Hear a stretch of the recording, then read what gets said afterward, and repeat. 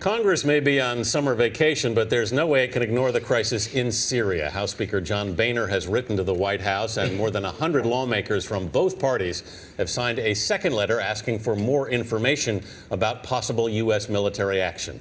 Democratic Senator Robert Menendez of New Jersey is with us. He's chairman of the Senate Foreign Relations Committee. Senator, good morning. Good morning. You're in favor of this attack.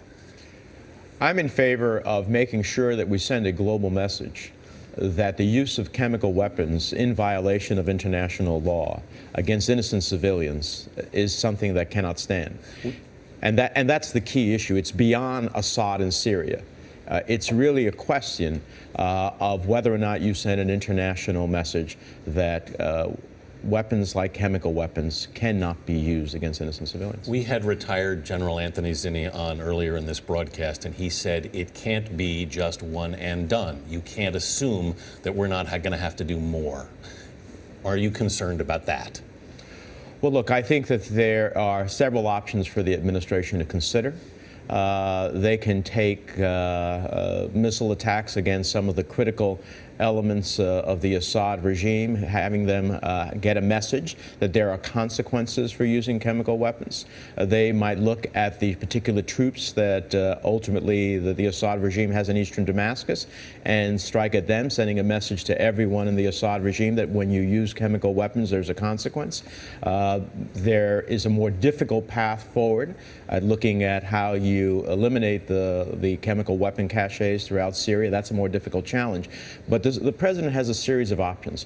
And this is not about regime change, nor is it about a long-term engagement, nor is it about boots on the ground. But if why isn't it about regime change? Because at the end of the day, that would be a far more complicated effort. That would be a prolonged effort. And to the extent that anyone should seek regime change, it should be the vetted Syrian rebels that ultimately want to fight for freedom in their own country. Would it be all right? I know you've called this one of the greatest humanitarian crises. Would it be all right to take action without approval from Congress? Well, the president has, under the War Powers Act, the ability to go ahead, if he believes the national interest and security of the United States is at stake, to act. If that action goes beyond 60 days, then he needs to come to the Congress. I personally would like to see him come for congressional approval, but I also think that time of the essence here. Now, some key congressional leaders are meeting this afternoon to get the information. What are you expecting to hear? What do you want to hear? Well, I'll be on that call, and the reality is that I hope to hear, and I've had some of these discussions already, the underpinnings of the intelligence. From my understanding, both the nature of the weapons that were used, the delivery system, the nature of the attack itself, pretty much makes it rather clear that only the regime itself, or elements of the regime, had the capacity to do that. And that speaks to who is responsible here at the end of the day. If we do take action, are you concerned about retaliation against U.S. citizens in this country and abroad?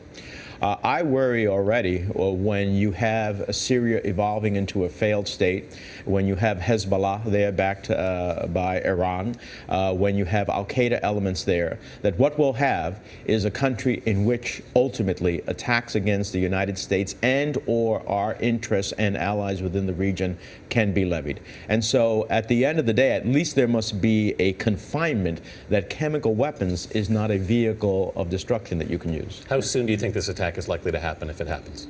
I don't think the president's made an absolute decision, but I would say after UN weapons inspectors leave Syria. Which is Saturday. That puts us sometime this weekend or early next week. And what do you say to Americans who say, look, we're involved in enough conflicts, we don't need to get in another one? Well, the reality is, unfortunately, we can't insulate ourselves in the world. You're looking at someone who voted against the war in Iraq when the war vote was popular. I don't do this, I don't take this position lightly, but the reality is, if we do not act, we are going to have a global message that the use of chemical weapons against citizens, including against our troops potentially in other parts of the world, our allies in other parts of the world, can be had without consequence. Senator Menendez, thank you. Thank you.